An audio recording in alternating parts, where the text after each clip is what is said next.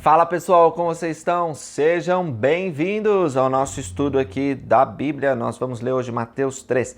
Naqueles dias apareceu João o Batista e nós vamos aprender mais sobre o nascimento, as circunstâncias milagrosas do nascimento de João Batista lá em Lucas.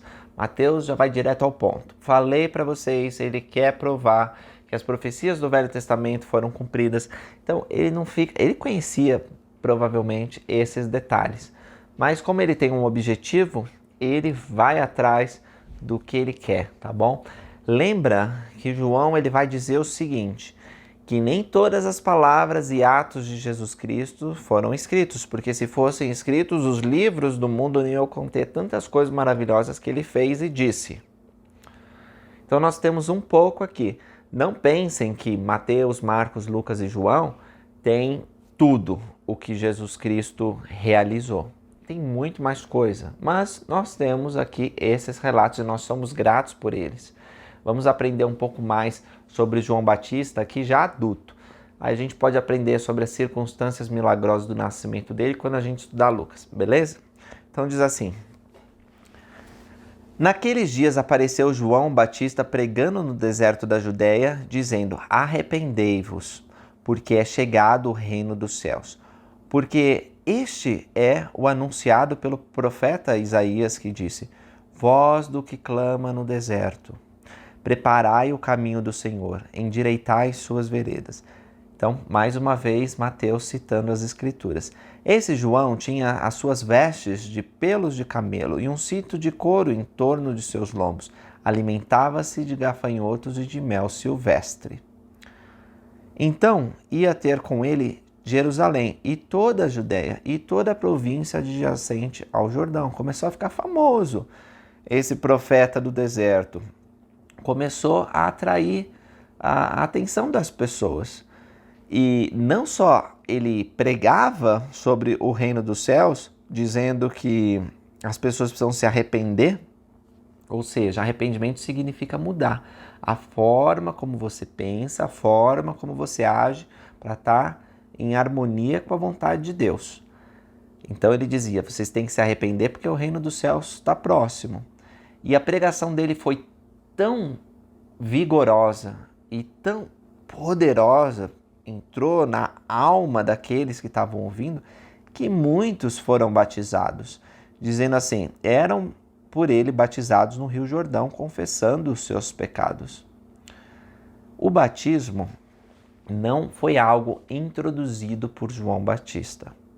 Nós lemos sobre lavagens, como a água tinha uma importância simbólica lá no Velho Testamento, e João Batista, ele batizava justamente para que as pessoas pudessem se livrar dos seus pecados. Então, ouviam a pregação, exerciam fé no Messias, no reino de Deus que estava sendo preparado por João Batista, porque João Batista também vai pregar dizendo, vai vir alguém depois de mim que eu não sou digno de tirar as sandálias, mais ou menos assim que ele vai dizer, ou seja, preparando o povo para o Messias. Então o povo exercia fé nesse Messias que viria, embora não soubessem quem era, que já estava entre eles inclusive.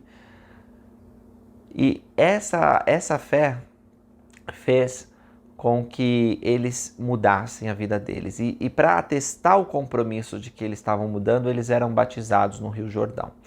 O batismo era feito num rio porque não era uma simples aspersão de água.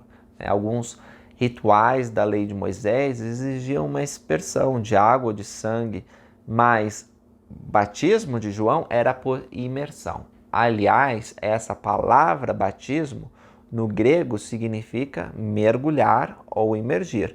Então, alguém que é batizado é imerso nas águas e renasce como uma nova pessoa. A mais da doutrina do batismo nós vamos ver em todo o Novo Testamento.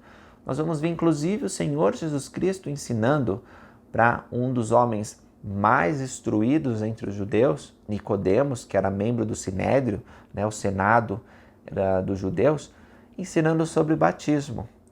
E apesar da simplicidade que essa doutrina ela soa, aquele mestre de Israel ficou surpreso com a maravilha da doutrina. E João já estava pregando sobre esse batismo, que Cristo vai ensinar e que vai recomendar e dizer: ninguém pode entrar no reino dos céus a menos que seja batizado. Pois bem, esse João, que era um homem simples, né, que se vestia de modo simples, que comia coisas simples, atraiu pessoas, inclusive a atenção da classe nobre dos judeus, né? Vendo ele muitos dos fariseus e dos saduceus, os fariseus, saduceus, eles vão ser muito mencionados aqui no Novo Testamento. E eu vou falar mais deles, mas praticamente são partidos, certo? Que há entre o povo. Os fariseus, muito orgulhosos do conhecimento que eles tinham da lei. Os saduceus eram outra facção. Eles não acreditavam numa ressurreição literal. Talvez eles tivessem um pouco de dificuldade com Ezequiel 37, né, que fala sobre a ressurreição, mas eles não acreditavam nisso. Então, os fariseus, saduceus, eles vão ter bastante problema com os ensinamentos revolucionários de Cristo. Não revolucionários no sentido de que ele está pregando uma revolta armada contra... Muitos até queriam isso, né? Contra o Império Romano. Revolucionários porque mudam o comportamento, porque mudam a forma como nós vemos uns aos outros, como nós agimos. E eles vão achar aquilo um atentado contra a lei de Moisés, né? E contra a doutrina que eles estavam acostumados a viver. Mas esse ataque a essa nova doutrina já começa com João, porque João ele está preparando o caminho para Jesus Cristo. A missão de João Batista é ajudar o povo, por meio da fé, do arrependimento e do batismo, a receber o Senhor Jesus Cristo. Então, enquanto ele estava fazendo isso, e as pessoas iam sendo batizadas, confessando seus pecados, os fariseus saduceus que vinham ao seu batismo para ver o que estava acontecendo, foram acusados. Então João, quando viu eles, sabendo da hipocrisia, da maldade que eles tinham, disse: raça de víboras, quem vos ensinou a fugir da ira futura? Produzi, pois, frutos dignos de arrependimento. E não presumais de vós mesmos, dizendo: temos por pai Abraão, que eu vos digo que mesmo dessas pedras Deus pode suscitar filhos a Abraão. E também agora está posto o machado à raiz. Toda árvore, pois, que não produzir bom fruto é cortada e lançada no fogo. E eu, em verdade, vos batizo com água para o arrependimento. Mas aquele que vem após mim é mais poderoso do que eu, cujas alparcas não sou digno de levar, e ele vos batizará com o Espírito Santo e com fogo. Em sua mão tem a pá, e limpará a sua eira, e recolherá no celeiro o seu trigo, e queimará a palha com fogo que nunca se apagará. Bom, essa foi a pregação, muitas vezes dura, contra aquela classe de judeus que se achava superior, os fariseus e os saduceus, mas é importante mostrar a urgência do arrependimento e que João Batista sabia que havia alguém que ia trazer o poder do Espírito Santo, batizando com fogo. Ele batizava com água, mas alguém daria o Espírito Santo para eles.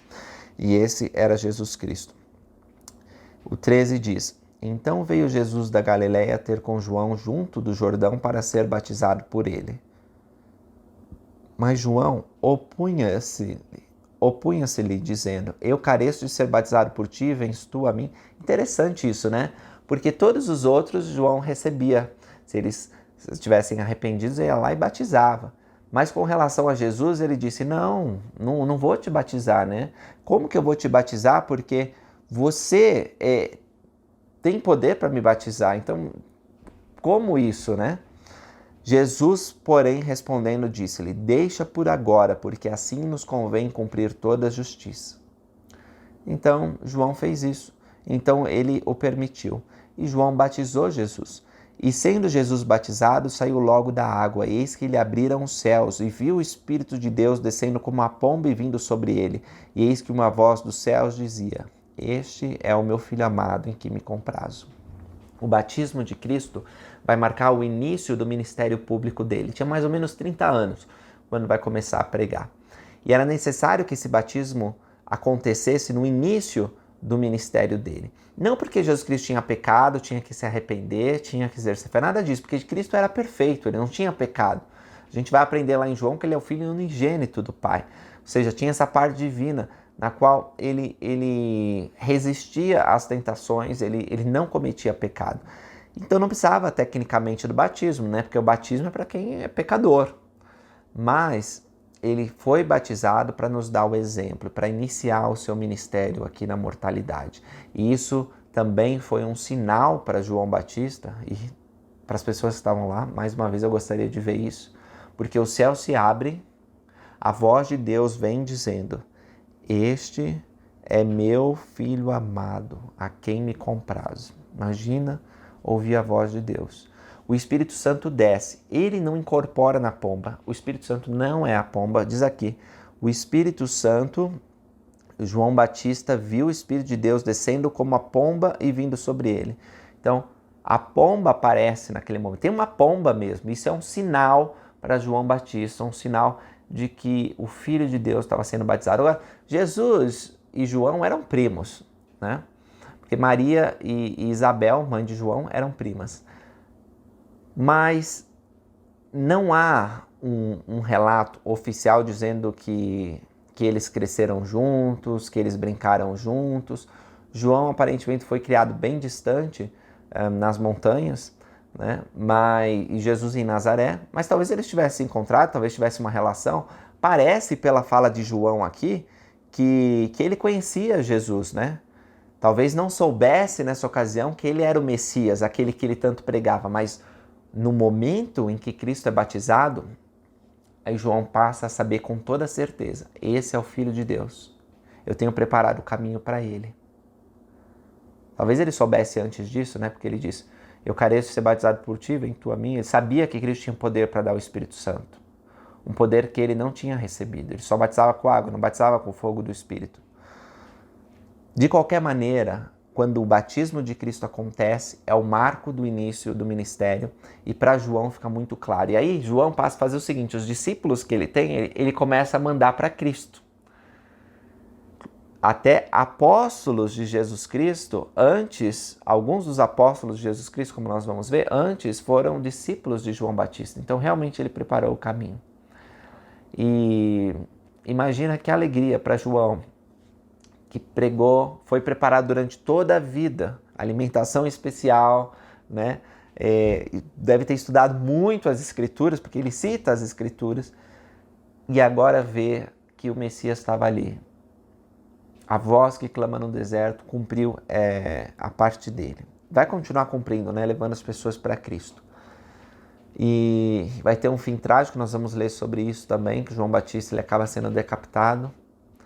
Mas que grande profeta. E é tão grande esse profeta que o Senhor Jesus Cristo vai elogiá-lo dizendo: dos nascidos de mulher não há maior profeta do que João Batista. Incrível, né? E João Batista não fez grandes milagres como levantar alguém dos mortos, subir no céu com uma carruagem de fogo, fazer o machado flutuar. Não fez isso. São milagres que a gente lê, né, que os profetas fizeram. Mas João Batista fez o maior dos milagres, que foi preparar o caminho de Deus, de Jesus Cristo, e batizar o Filho de Deus. E aí tem um outro detalhe para encerrar o vídeo que eu quero falar para vocês, é sobre a deidade, ou às vezes chamada trindade. Nós lemos que Deus, o Pai, a voz dele vem do céu, Jesus Cristo está lá na água sendo batizado, o Espírito Santo desce, no sinal da pomba. Então são três personagens distintos, Deus o Pai, Jesus Cristo, que é Deus o Filho, e Deus o Espírito, que é o Espírito Santo. São três personagens distintos. Você vê aqui no batismo que eles estão separados. Eles não são a mesma coisa. Eles estão unidos no mesmo propósito. Eles têm funções, contudo, diferentes. E enquanto Deus está lá no céu e está dizendo que aquele é seu Filho amado, Jesus Cristo está pregando por meio do exemplo, né, convidando outros a serem batizados, seguindo os passos dele, e depois vai começar a pregar com as palavras durante seu ministério. E o Espírito Santo acompanha Cristo durante esse ministério. Depois que Cristo ele sobe aos céus, ele dá o Espírito Santo aos seus discípulos. e a partir daí o Espírito pode ser dado pela imposição de mãos, e nós vamos ler isso lá em Atos. Então, depois do batismo de água, vem o batismo do fogo e do Espírito Santo, por imposição de mãos dos servos que receberam autoridade para dar o Espírito Santo. E essa é a doutrina de Cristo: fé, arrependimento, batismo, dom do Espírito Santo e perseverar até o fim. Essas são as boas novas que ele vai levar para todos. E era isso que eu queria conversar com vocês na aula de hoje. Obrigado por assistir e encontro vocês no próximo vídeo. Até mais!